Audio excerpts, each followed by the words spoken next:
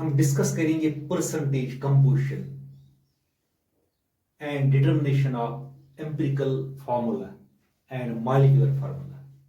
That means how one can determine empirical formula and molecular formula of a compound from the given percentage composition of different elements present in that compound. Sometimes information regarding the percentage of a particular element present in a compound is required. This information provides a check whether the given sample contains the same percentage of elements as present in a pure sample or pure compound. So mass percentage of any element can be obtained by the formula. So mass percentage, so we'll try to find the percentage composition in terms of mass. So mass percentage of an element can be determined by the formula, that is mass percentage of an element is equal to mass of an element. Mass of an element present in the compound,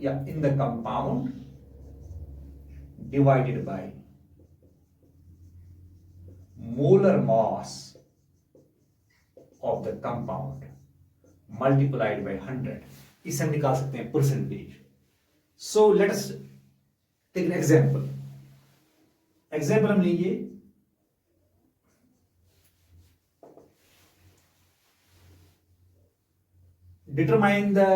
find the mass percentage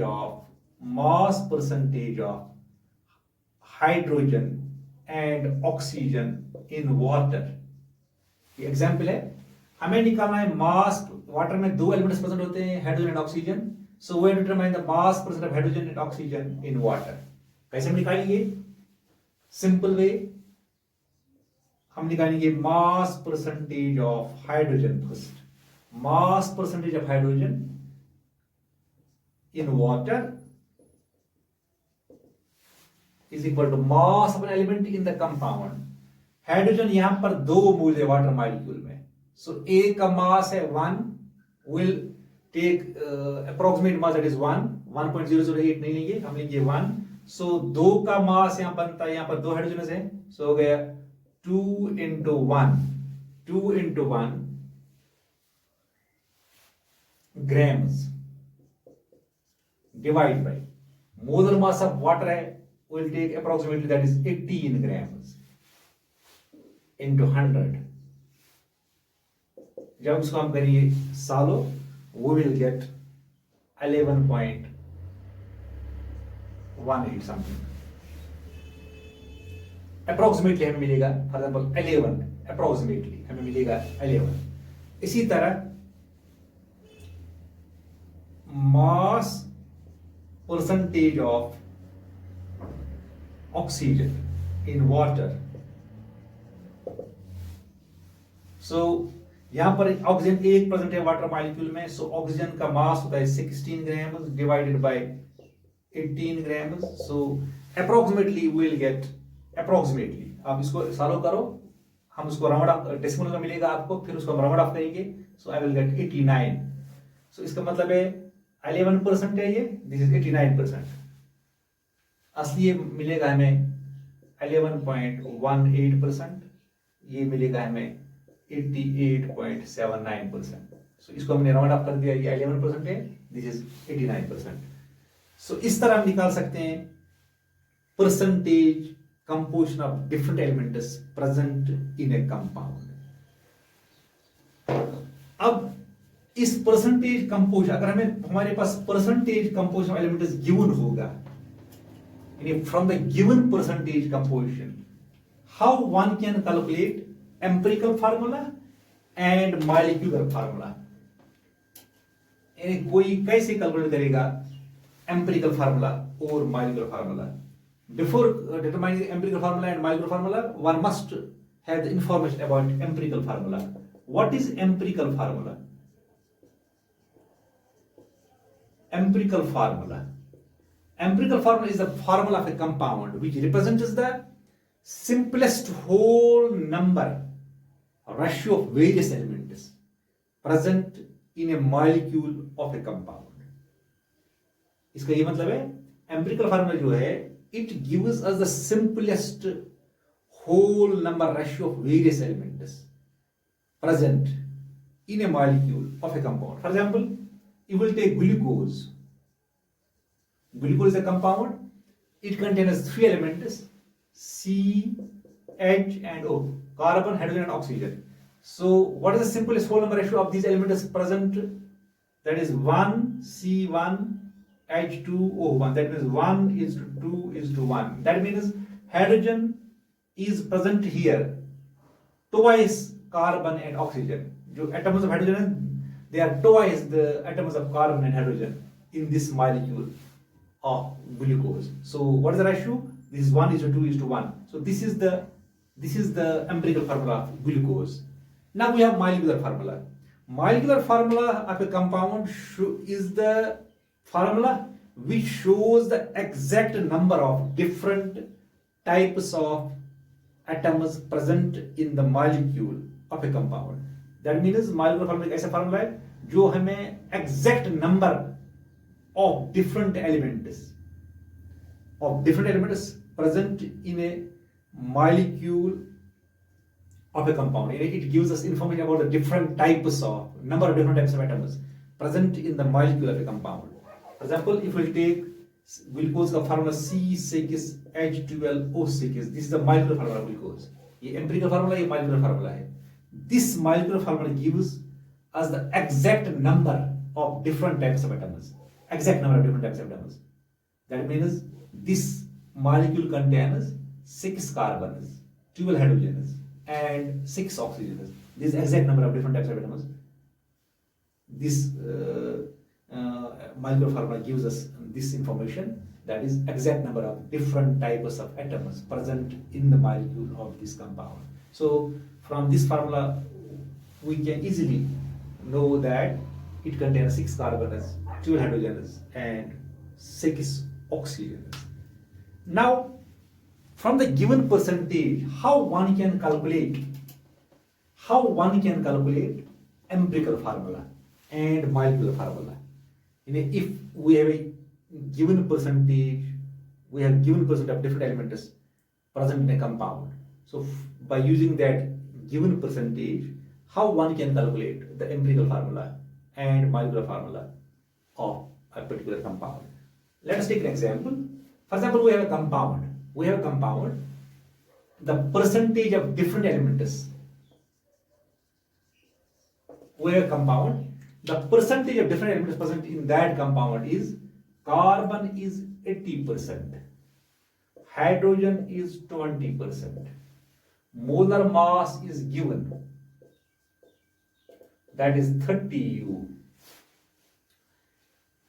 A molar mass given है, that is 30 grams, for example, 30 grams. This is molar mass, 30 grams. So we have a compound. हमारे पास एक compound है, उसमें जो elements present है उनकी percentage composition given है और मोलर मास भी गिवन है. So from this data we have to determine empirical formula of the compound, then molecular formula of the compound. So first of all what we have to do, हम क्या करेंगे, first of all we will convert percentage composition. इस percentage composition को हम करेंगे convert into grams. इसको हम करेंगे ग्राम्स में कन्वर्ट, इस परसेंटेज कंपोजिशन को.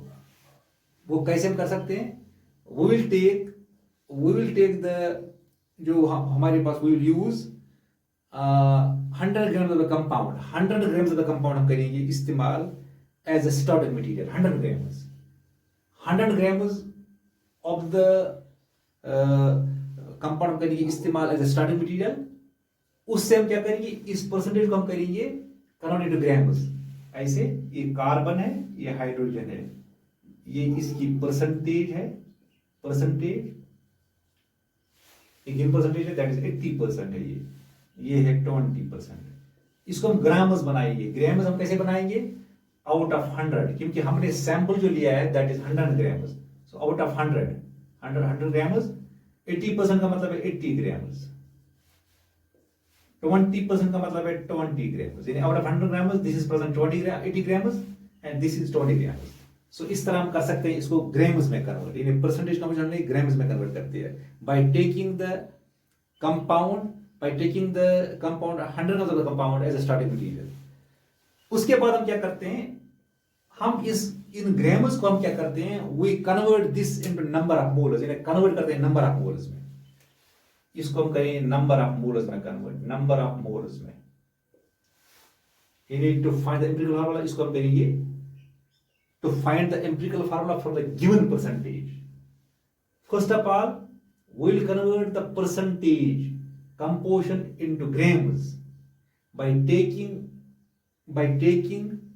the starting unit of the compound equal to 100 grams. फिर हम करेंगे इस grams को convert into number of moles by using the formula. Formula हम कैसे करते हैं, that is mass of the substance divided by molar mass, यानी ग्राम एटॉमिक मास या ग्राम मॉलिक्यूलर मास। इससे हम निकालेंगे number of moles. For example हमारे पास नंबर ऑफ मोल्स है, हमारे पास कार्बन का 80 ग्राम्स है, उसका जो ग्राम एटॉमिक मास है दैट इज 12 ग्राम्स। इसको हम डिवाइड करेंगे, वी विल गेट 6.66। इसी तरह ये हो गया नंबर ऑफ मोल्स। इसी तरह हमारे पास 20 ग्राम्स है, इसका जो gram atomic mass that is 1 ग्राम, ये बनेगा 20। सो ये बन गया नंबर ऑफ मोल्स। अब ये नंबर ऑफ मोल्स को हम करेंगे होल नंबर रेशियो में तब्दील, होल नंबर और रेशियो ऑफ मोल्स बनाएंगे इनको, यानी होल नंबर बनाएंगे इनको होल नंबर बनाने के लिए इन दोनों को हम डिवाइड करेंगे बाय द लीस्ट नंबर। इन दो में जो लीस्ट नंबर है उससे हम दोनों को डिवाइड करेंगे। इन दो में लीस्ट नंबर है 6.66, दोनों को इससे डिवाइड करेंगे, ये बनेगा 1। यहां पर 20 को भी करेंगे divide by this least number, ये बनेगा 3। इसको आप डिवाइड करो, यू विल गेट 3। सो ये बन गया 1 एंड 3 बन गया whole number ratio of moles, यानी यहां पर जो मोल्स उनका जो होल नंबर है दैट इज 1:3। अब जो नेक्स्ट स्टेप है, सिंबल्स को हम लिखेंगे साइड बाय साइड, सिंबल्स को लिखेंगे side by side with the respective number of moles as a subscript. यानी कार्बन का जो respective number of moles that is 1, इसको हम लिखेंगे एज सबस्क्रिप्ट। हाइड्रोजन का जो respective number of moles that is 3, इसको लिखेंगे सबस्क्रिप्ट। सो जो ये C1H3 बन गया, दिस इज एम्पिरिकल फार्मूला, ये बन गया एम्पिरिकल फार्मूला, ये निकल गया empirical formula of the compound. Compound हमें पता नहीं है वो कौन सा कंपाउंड है, सिर्फ हमें परसेंटेज पता थी, सो उसका एम्पिरिकल फार्मूला निकल गया C1H3। उसके बाद हम निकालेंगे यहां पर एम्पिरिकल फार्मूला मास, हम निकालेंगे एम्पिरिकल फार्मूला मास निकालेंगे। एम्पिरिकल फार्मूला मास हम निकालते हैं, इसमें जो एटम्स होते हैं उनको हम, उनके जो एटॉमिक मास उनको हम ऐड करते हैं, दैट इज इसमें एक कार्बन है और 3 हाइड्रोजन है। एक कार्बन का 12 है, 3 हाइड्रोजन का 1 है, हो गया 3 to 1 दैट इज 15। ये एम्पिरिकल फार्मूला मास है, ये हो गया 15 मास हमने निकाल दिया। ये 15 U है, अगर हम ग्राम्स में निकालेंगे तो फिर बन गए 15 ग्राम्स, ये बन गए 15 ग्राम्स, ये हो गया इसका एम्पिरिकल फार्मूला मास, यानी ग्राम एम्पिरिकल फार्मूला मास। इस तरह ये हो गया एम्पिरिकल फार्मूला, ये हो गया एम्पिरिकल फार्मूला मास। अब हम निकालेंगे मॉलिक्यूलर फार्मूला।